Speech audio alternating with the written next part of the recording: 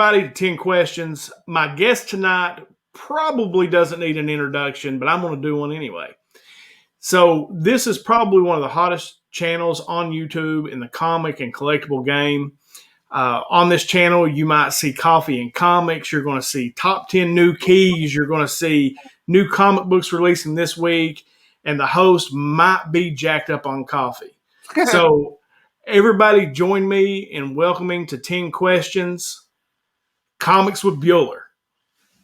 Hey, man, I'm excited to be on here. We might have to go all Spinal Tap on this and go 11 questions because we go all the way up to 11 on my channel. So, well, we can crank it to 11. I mean, like, I don't mind at all. If we got to go just a little bit more, I'm all about some Spinal Tap. That sounds good, man. I'm excited to be on here, and should be a good time. Let's get it started. All right, so the first question, Bueller, that I ask everybody that pretty much comes on the show is, what got you into collecting? Like, was there a family member? Was there just what happened that sparked that collection that's sitting behind you there? It wasn't a family member at all. Actually, it's kind of funny because I come from a very big family. I got 11 brothers and sisters, and none of them collect comics. None of them were ever into that type of stuff.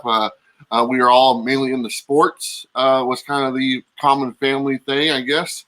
But for me, I really enjoyed, the superhero type thing. And when I was young, and just watching the Batman TV show and stuff like that got me into the comic books. And I can remember at a very young age, I got my allowance. It's like $2 a week.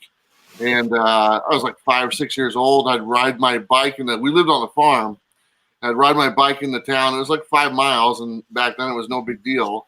And I'd go to the drugstore, and they had the little 3-packs of Marvel books for like $1.25 or something like that.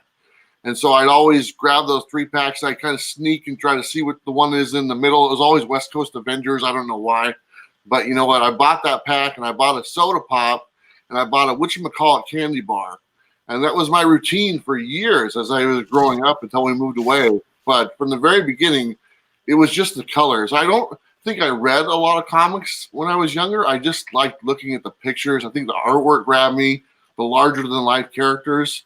But that started it. And then eventually I learned that these are actually worth a little bit of money. And I actually found that out at a young age. Somebody told me that if you find one without a barcode, it's worth some money, or it's older and it's worth some money. So I'd always be looking for books without barcodes, and finally I found one. I was so excited. It was like worth $1. I mean, it wasn't worth anything whatsoever, but I was so excited to have it. I think it was Commandy or something like that, if I'm not mistaken.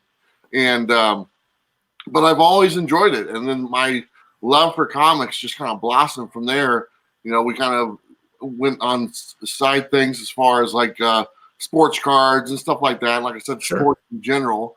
But the comics has always been something that I just fell in love with, and I just identified with pretty much every single one that I've ever gotten the chance to have in my collection. My collection has fluctuated, from extremely large to absolutely nothing. Back when I was like 21 years old, I sold everything. Kept maybe one short box, and that was it. And I had one short box up until about 3 years ago.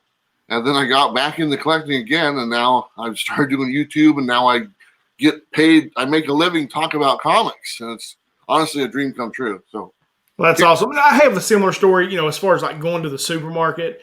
And the one that I remember seeing, and I don't know why, they had, like you said, the Marvel West Coast Avengers. Yep. Here it was Firestorm.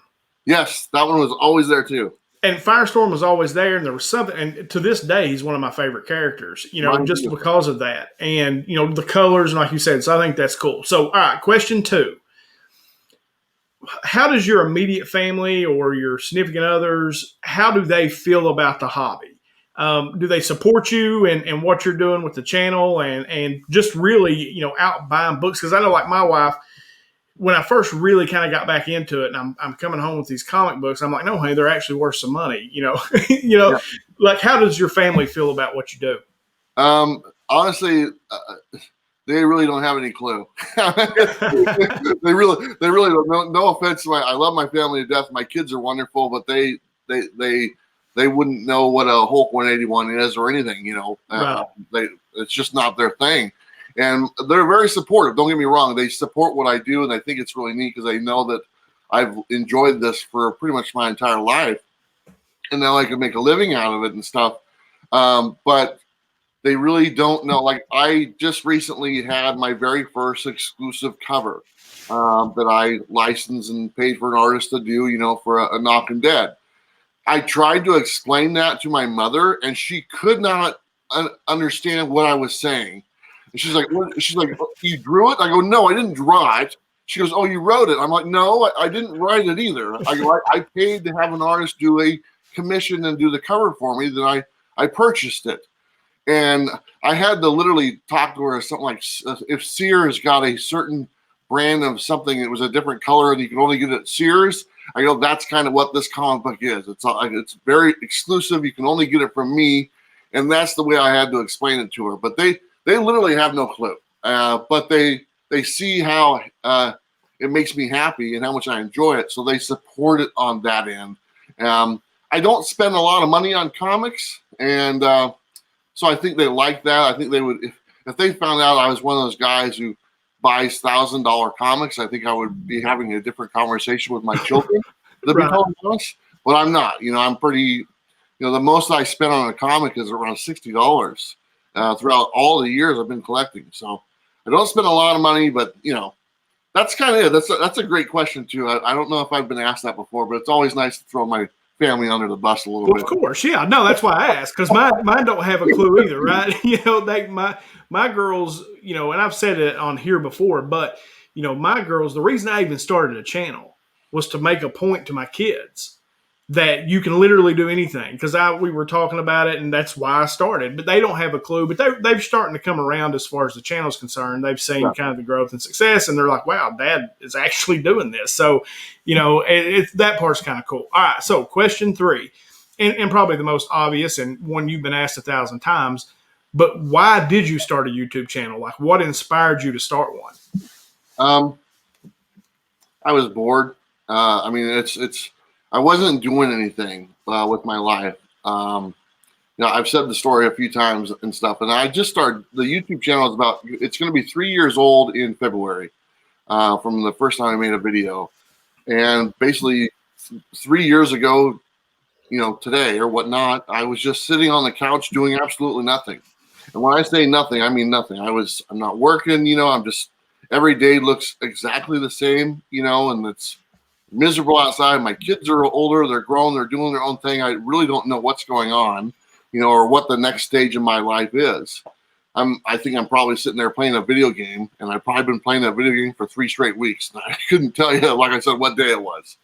And then a buddy of mine called me up and he said, "Hey, there's this comic shop that opened up in your area, just right down the street. Did you know?" I go, "No." And I got in my car and I drove down. It was like 2 miles away or less than that.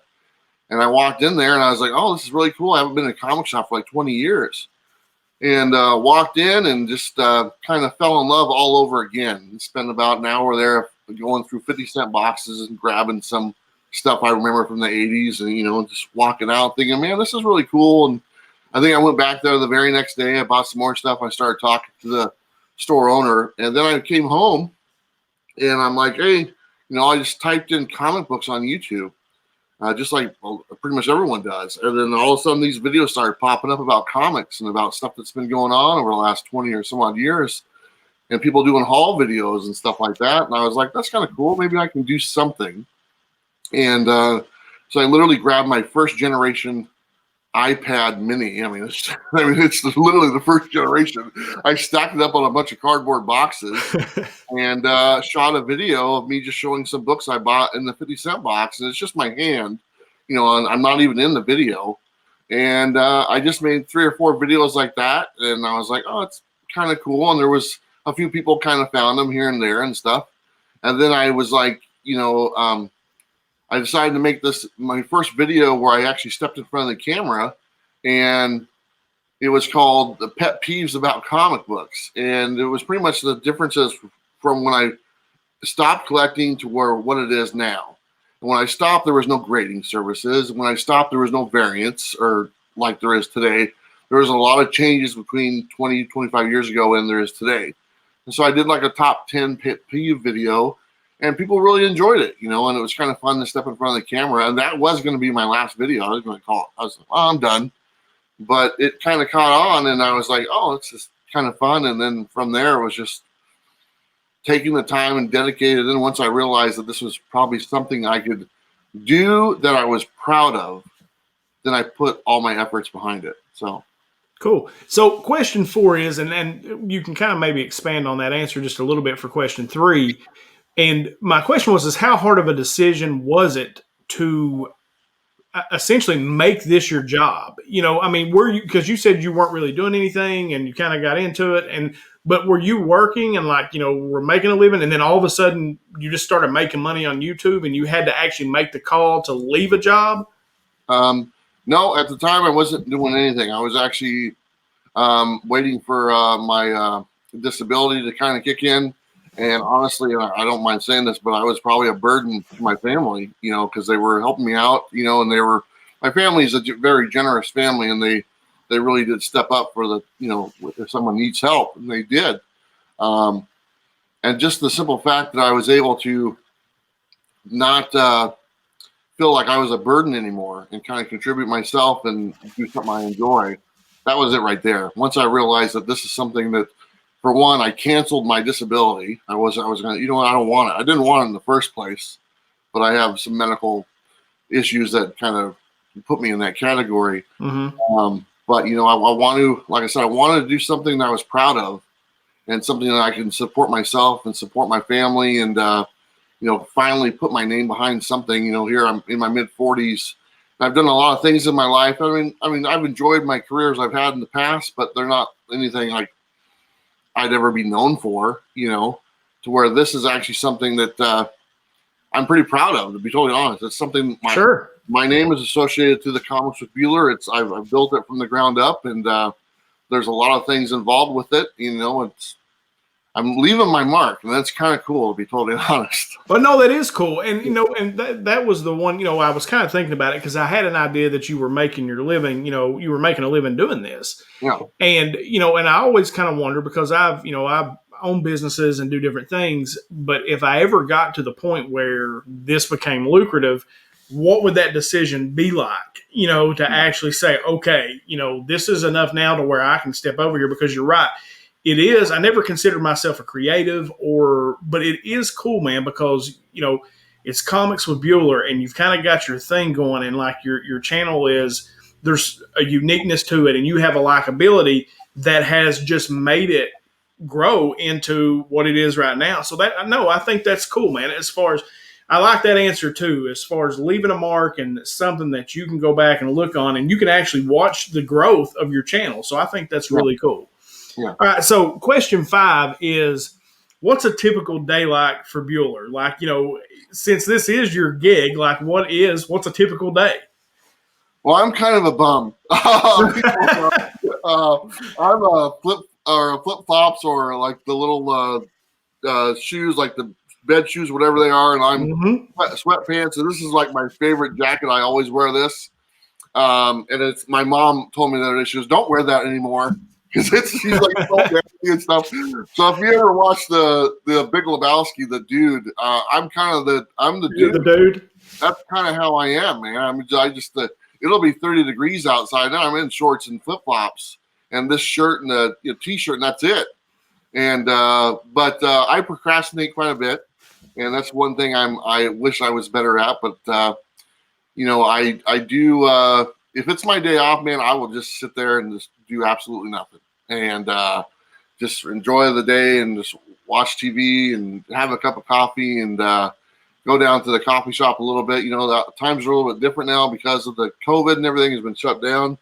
But like on a typical day when I'm doing stuff, like I told you, Saturday normally we film videos. Saturday my co-host Bob comes over. And that's the only day that's actually kind of planned out because I have to work around his schedule.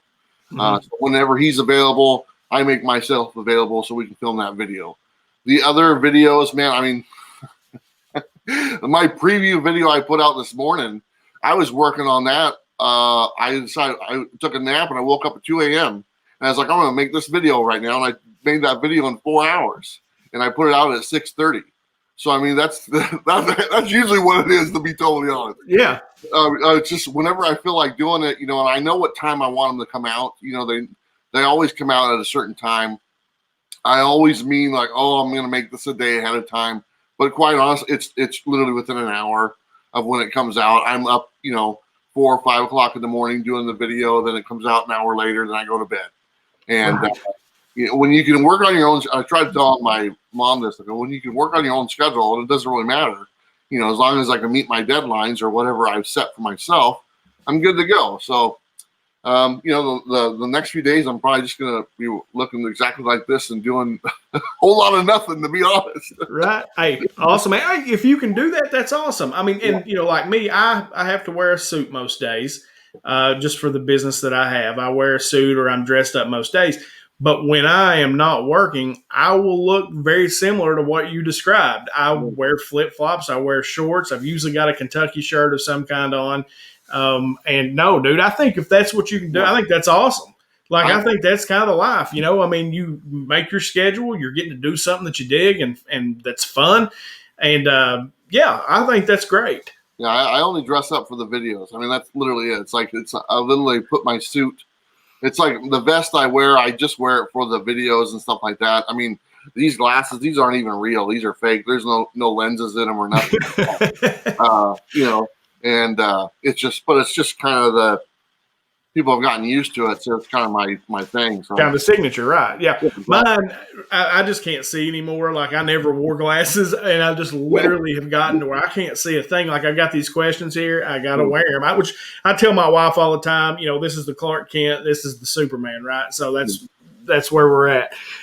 So question 6 is, and the next couple of questions kind of range around the same topic or around the same topic. But I like to finish on a positive. So I want to start.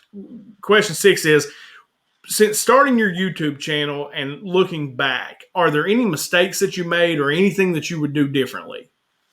That's a good question. I've took advice from people I probably shouldn't have took advice from. And I've learned from that, to be totally honest. Not to be negative towards them, but some people, when I first started, they just kind of wanted to speak for me or kind of, point me in a certain direction and stuff like that. And I was like, I was all brand new to it. And I was like, oh man, that sounds pretty good. Or, I'll give it a shot. And then I look back and I say, you know what? I go, that's actually stuff I shouldn't do, because I'm looking at where I want to go and where they're at or what they're doing. And what I want to do is something totally different. So if I do what they're doing, I'm probably going to be in that same category where they're at. So the best thing for me to do is do something opposite and see where that takes me. It took me a little bit to figure that out. But once I did, then that made all the difference in the world. My biggest regret is that I didn't start doing this 10 years ago. Sure. That's probably my biggest thing. I mean, I'm in my mid 40s. And if I would have started this in my mid 30s, I mean, the sky's the limit, to be totally honest. That I've asked myself that a few times. I probably didn't even know what YouTube was about 10 years ago, to be totally honest. Right. Well, me either. Yeah. I'm not a huge social media guy. I actually can't stand social media. I'm on like Instagram because my kids set it up for me and show me how to do it. But it's that's my biggest thing. I wish I would have started 10 years earlier. I feel as though I've made the right steps to kind of take it where it needs to go. And I get surprised every now and then, on the results and stuff. And but I also look at it as like, man, this is a big world we live in. And there's billions of people out there, and as much as I appreciate my, 16,000 subscribers, there's a lot more people out there. Sure. To look at. So I look at it as just a drop in the bucket to where, I know how much I enjoy comic books, and I know there's people out there that miss that. And that's kind of what the channel focuses on, is trying to find those people who miss that stuff that they enjoyed when they were younger. And I get messages all the time like, hey, you helped me get back into comics. And that's awesome. That's what I like to hear. So cool. I'm pretty happy with, like I said, you got to kind of go your own direction and figure it out from the very beginning. Because if you don't know where you're going, then you're just kind of wasting your time. Sure. All right. So question 7 kind of goes along with that. And it's, because it's funny. We're about the same age, I think. So social media for me and even YouTube is almost kind of like a new thing for me. Yeah. And I have kind of fallen into this group of people. I don't know how it happened. It just did. And I've ended up making some friends. And, and they're all always talking about what are things that you can do. So for someone who has become a successful creator on YouTube in the comic book genre, what are some tips, just the basic stuff that you would give people like me who are really just getting started in growth? Like, is there anything like, being consistent, the knowledge, things like that you could just kind of lay out and say, hey, here's what you ought to do? As far as growing your channel, you mean? Yeah. Honestly, the best thing, I spent so much time just trying to figure this out, and I still do to this day. It's the title of your video. It's literally I cannot express that enough. It's what you title the video that makes all the difference in the world. And I've told that to many people. It's your title, it's your thumbnail, and it's your tags that you use. And if you can get those 3 things down, then the rest will just kind of do its job, by itself. But the title of the video, I let me just look on my thing here. But like just the other day, I'm trying to figure out a title for a video, one of my newer ones. And let's see. Oh, here it is. It was the 30 hottest comic book spec books of 2020. How many did you get? And that's the title. And that how many did you get kick at the end was the hook for the video. And it's like, what do you mean, how many did I get? And so people will click on that video and they're like, oh, I got a bunch of those, and just adding those few little words just kind of put a little hook on the end of it. And it made a difference. And I found that in a lot of videos to where I can literally look at a title and say, well, that's not going to do that well. And I got to think of something different before I do it. And another one was, what does the best comic book collection look like with a question mark? And, it's just one of those titles that grab you to where if somebody were just to put like a comic book collection, that's not going to do it. You got to think of something that's just going to hook the audience that gets them in the door. And then obviously have good content to back it up. You don't want to have bad stuff, You want to at least have stuff that's decent quality and everything. But I cannot express enough. The title is 90% of it is the title and the thumbnail. And if you get that down first, then the rest will come. I think it was like my 5th video I ever made was like, it was this random thing. It was like top comics to invest in, or something like that. Thank you, Hollywood. And it was literally my 5th video. And it was like that thank you, Hollywood, for some reason clicked. And like that video hit and it got like 20,000 views. And here I'm sitting at like 100 subscribers. And I was like, oh, okay, that's awesome. And it was just a little something like that. The video was horrible. The video was, it was like literally my 5th video done on a stack of boxes and an old iPad, and had a microphone or nothing. But it was literally just the title, and the thumbnail was decent, but nothing to write home about. But the title itself does it. So if I can tell anyone, focus on the title and focus on something that you're bringing that and it's a hard one because there's so many things out there that are very similar. There's a lot of the top 10 lists. There's a lot of, go buy this book, invest in this book or whatnot, and it's hard to come up with something original, but it's out there and it just takes a minute of time of just thinking about it, and just, I've thought of many video types that were like, okay, I'm going to give this a shot. I'm going to give this a shot. If it works, I stick with it. If it doesn't work, I kind of move on, depending on how long it takes me to make. If I do a video that takes me 2 days to make and I don't get like a good response, and then I do another video that took me a half hour and it gets 4 times the amount of views, I'm going to do the one that takes a half hour instead. Right. Well, that's what I was going to ask you is like, how much time do you spend like in the analytics part of YouTube, really looking at what videos, how they do, when to drop them, like when your viewers are watching? How much time do you spend on that?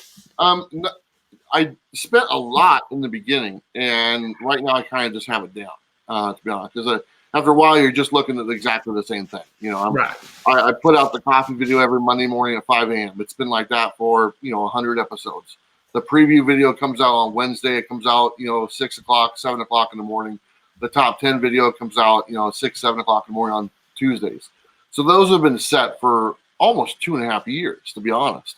So I really don't have to look at those, and I can pretty much tell how they're going to do depending on, like I said, the title, or the thumbnail. I can look at the thumbnail and say, man, that's a good thumbnail. That's actually going to get more views because the thumbnail of that cover looks better than it did last week, and it's going to do better because it's going to have the random person say, oh, that's pretty cool. They're going to click on it. And I can tell that depending on what covers are used for the thing, and sure enough, they perform better.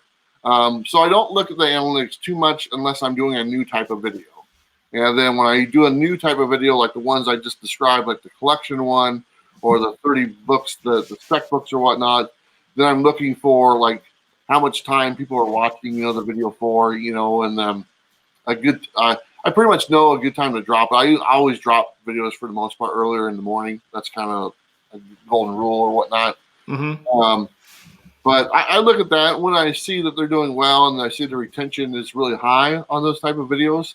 And like I said, that one video where the hook was, how many do you have? That what that did was it made people watch the whole video. And they're like, okay, they just watch. I have 29 out of the 30, and they leave a comment down below. And so I know that they watch the whole thing, and I see the average view duration is like something like 85% of the video. I was like, Jesus, wow, yeah, really high. Yeah. And, when you see things like that, it's like, man, I need to make more of those. Right. No, that makes total sense. And that's one of the things. Now, my job, for the most part, I'm a numbers person, and so analytics to me has been something I've really kind of focused on what's working. If I do a video and it doesn't work, then just move on and, kind of go to the next thing. And then, I kind of started out doing like unboxing videos, unboxing comic books. That was kind of a thing that kind of got me into it, was watching those videos. So I started, kind of started with that, but then it turned into this interview series, this 10 questions, and then it's evolving into some other things. So I think that's important too. And I want to see if you agree, is always be willing to evolve. Like, Don't be stagnant in what you're doing, try to come up with new content ideas. And like I said, some things are just going to work. Like, the coffee, series is going to work for you, and it has. 10 questions for me is working. It's talking to different creators and on YouTube, and that's working for me. And this is probably will be a fixture of my channel. But do you think that's important to be willing to evolve and not get stuck on something just because you like doing it? Yeah. Yes, I totally agree with that. I'm going to kind of contradict myself a little bit, though, to be totally honest. No. The coffee video was not, it did not start well, to be totally honest. It took a long time for that thing to catch on. And, less than 1,000 views, all the time. And after like a year and stuff, I'm like, I almost pulled the plug on it. And then, but I knew it was kind of fun. I knew the thing about the coffee video I noticed is like 95% of the people who watched it were subscribed to the channel. Right. And only 5% weren't. Where I look at my preview video, it's like 50 and 50. It's 50% subscribed, 50% aren't. So I knew right away that the people who were watching the coffee video were like dedicated fans. They wanted to, have the time and sit there and listen to me talk about comics and stuff. I just had to come up with something good to talk about, and that took about 50 episodes before I figured it out. Right. What to talk about. Right. And then a lot of that had to do with Bob, my co-host, and it was like I wanted to do something. And I wanted to do it for a while, but I literally couldn't just have the conversation with myself. So I was like, I need someone here to have this conversation with. I want to talk about things. There's no one on the other side of the table. Luckily, Bob reached out to me and stuff. He lived local. I said, Bob, would you like to be part of the show? I've always wanted to do this. I wanted to have these conversations about comics. I just don't want to, sit there by myself, and not have anyone to talk to about it. He's like, yeah, that sounds good. So Bob's job is really easy. He just shows up. Right. That's all he has to do. He shows up on Saturday. He sits there, and I go, here's what we're doing. Here's the comments that you're reading. He's like, okay, and he's good to go. He's got the best job in the world. Yeah. And he loves it. And I love having him there because it makes it so we can have a conversation about a topic that's either, relevant in the moment or in general. And since that, bringing him on, it's skyrocketed. It's gone from my least watched show to my most watched show. Yeah. Yeah, it's because of him and because we can have that conversation. We just had the one before last did 10,000 views, Wow. and it's like, it's just two old dudes just sitting there talking about comics for an hour and just reading. The basis of the coffee video was set from the beginning, where I would take comments, I would read comments, and then I would respond to those comments, but they were just random comments. They were never like specifically about a subject. And then when I put it in my preview video, hey, this is this week's topic, I want to hear from the audience what you think about the topic. That's what made the difference right there. It was like everything was topic based. We have something to go on. This week's topic is reboots for a comic book series. There's a ton of feedback on that. There's a lot of people very passionate about it. And so on Monday, me and Bob are going to have that conversation. And it's all because of, the people leaving the comments for us. A lot of people don't realize my content comes from the viewer. So it's like they're making my job easy. Right. I can literally, I can ask the same question 4 weeks in a row. It's like, hey, well, how do you feel about speculation? And I'm going to get a different response, from multiple people every single week. So I can just go to the well and grab a different comment, because we only read like 10 comments out of the couple hundred that are left on there. And so we can put a different response every single time if we wanted to. Like I said, you were asking about, consistency and stuff like that and stuff. That is one of those videos to where I probably should have gave up on it early on, but I'm glad I didn't. But there was some videos I've done in the past to where they was just, they were really time consuming and the payoff wasn't there. And even though I enjoyed them, it's like I can do some other stuff with my time that will do better, and the audience will enjoy it a little bit more as well. And so you do have to make that. You do have to make the decision sometimes to cut some ties, with some of the stuff you might enjoy doing. One of the things I used to do a lot of was comic book haul videos, and I noticed that those were costing me money. I have to go buy more comics every time I wanted to do a comic haul video. And I was like, how do I make videos without having to buy a bunch of stuff every single time? Because I look at my analytics and go, okay, this video made this amount of money, but it cost me, $60 to go buy all these comics just to show on the video. Mm-hmm. And I was like, man, I need to think of something different. So I've come up with all sorts of different things to where I don't have to actually go and buy a bunch of comics to make content. There's other things that you can talk about, or show that is comic related. And that's kind of where we've gone to, and it's turned out pretty well. Cool, man. All right. So question 8, now that there has been some success with the channel, and I always find this interesting, the answer that I get is it still fun or has it become work?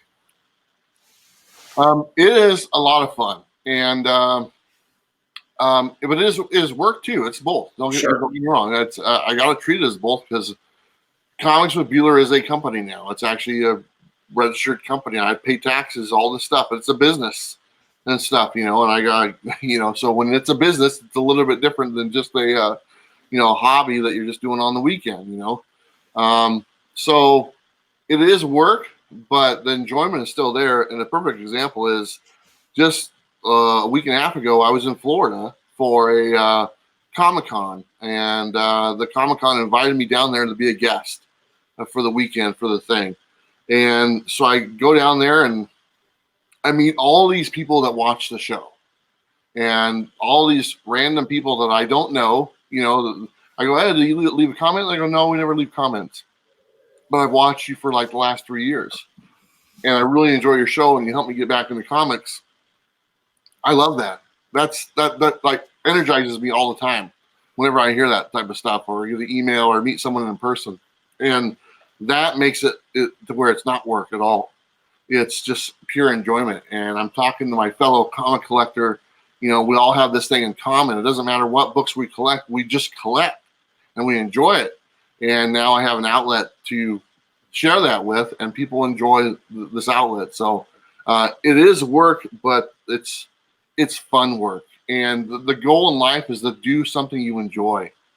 And I've spent a lot of part of my life doing work that I didn't enjoy at all. It was just a paycheck.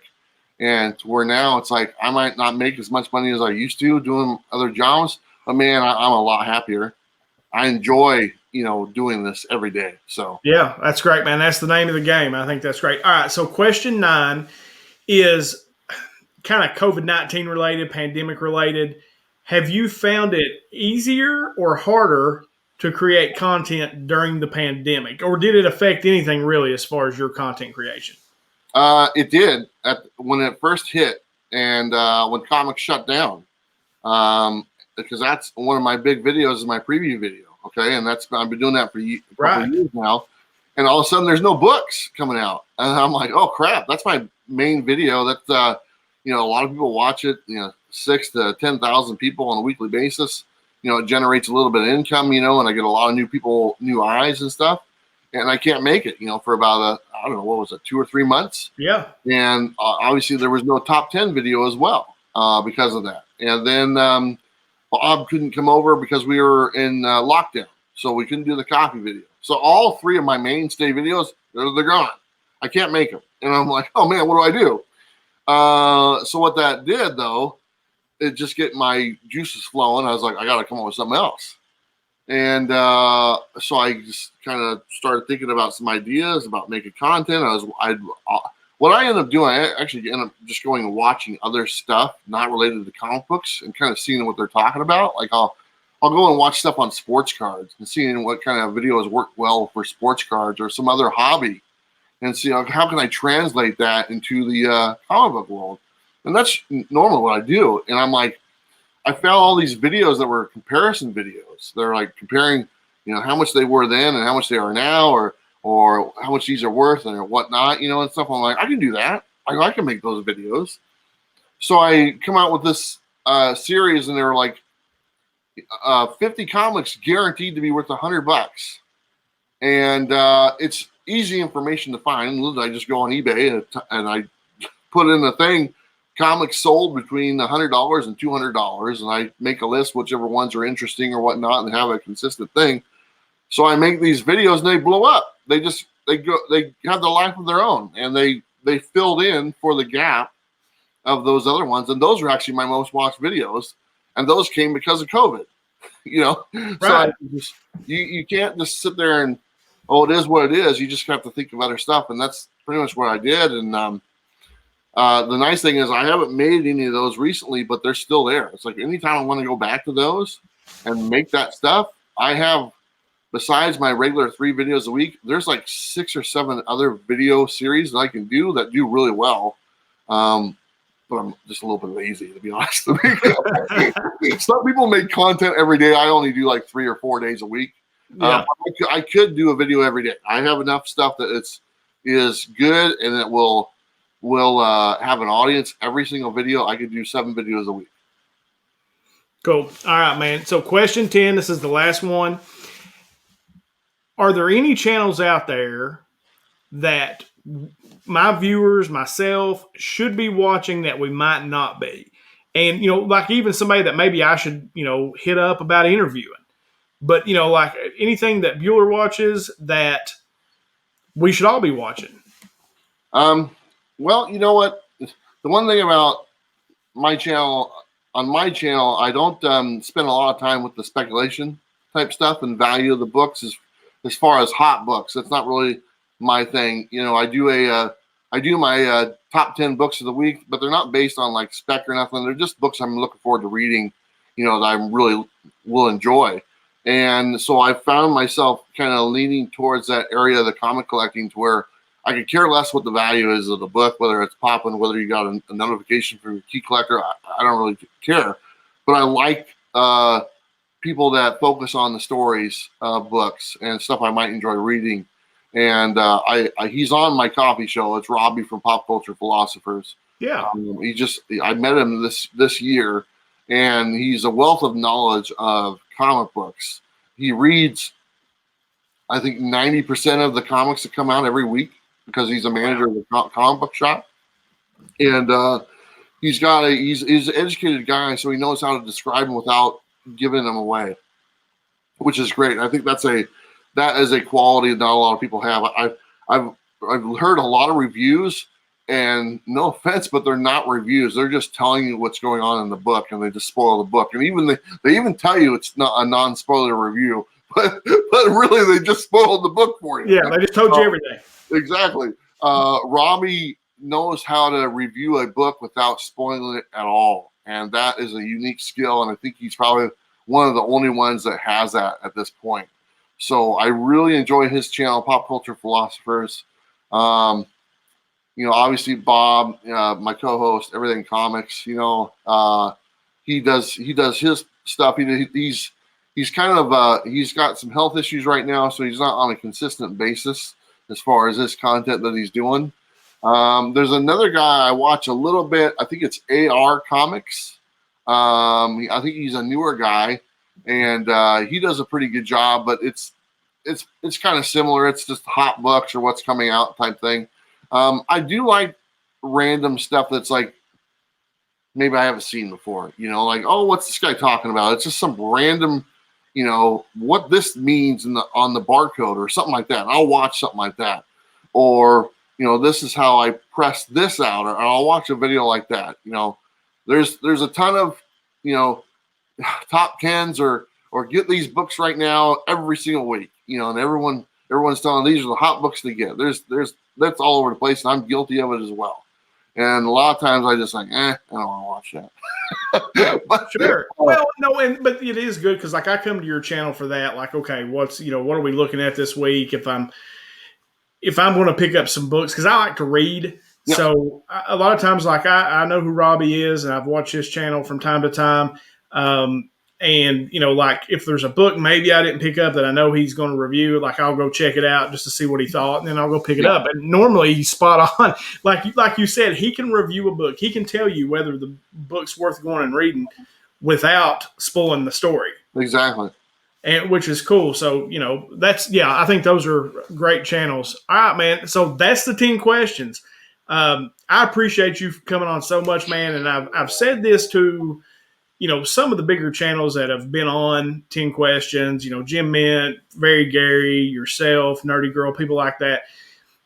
And I want to say it to you too, because after talking to you, I probably mean this even more. The bigger channels give me, because I'm a goal-oriented person, but everybody that is a content creator just starting out, it gives you something to shoot for. It's possible. And the fact that you would come on a smaller channel like mine and sit down and have this conversation is just huge for me. And I really appreciate it. And I appreciate you giving me a goal, somebody to shoot for, to kind of, as an example. Yeah, the other people that you mentioned, Jim Mint and Very Gary, I've never met Very Gary before. I never talked to him and stuff. But Jim Mint, he's another guy that's, he's very goal oriented. He sees where he wants to be, and he takes the steps to get there. He started around the same time, well, a little bit before me or whatnot. But, and he hits on a lot of stuff. I mean, he's not just comic books. He's got his bread and butter are the statues, man. You see his statue videos? Yes. Maybe it's like hundreds of thousands of views on those. And, I think that's probably the majority of his audience, is the statue community. And I'll sit there and I'll watch those statues. I watch them in awe. I'm like, man, me too. I'm like, I'll never afford that. That's pretty much what I'll never afford that. It's awesome, but that's why I watch it. It's kind of it's just beyond my grasp. Well, and it's truly art too. I mean, when you're looking at that, the sculpts that these people do is just amazing. It just blows my mind. So, But yeah, man, like I said, I appreciate you coming on. I've enjoyed it. And like I said, you've become one of my favorite channels to watch for informational and just for entertainment purposes. I always enjoy checking out your channel. So, guys, this has been 10 Questions, Comics with Bueller.